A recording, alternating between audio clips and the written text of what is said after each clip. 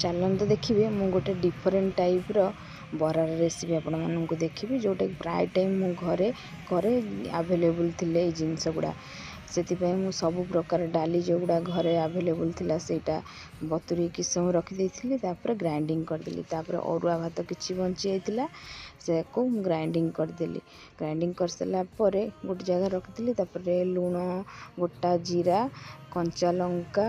आउ पियाज काटिदेली काटिकी सब भल भाव गोलैदेली माने कंचा लंका रसुण अदा आपन छेचिकी यदि पकेबे आरु टेस्ट लागो मु पकेइदिली तापर एमती गोटे गोटे बरार शेप देदेबे तेल गरम हो सारा पर एमती करदेली तापर सुखा लंका किछि काटिंग दीटा भाजी देथिली माने खाइले भल लागिवो बरारे एमती भल भाव एपट सेपट करके पूरा क्रिस्पी करके भाजिबे देखिए भल लागिवो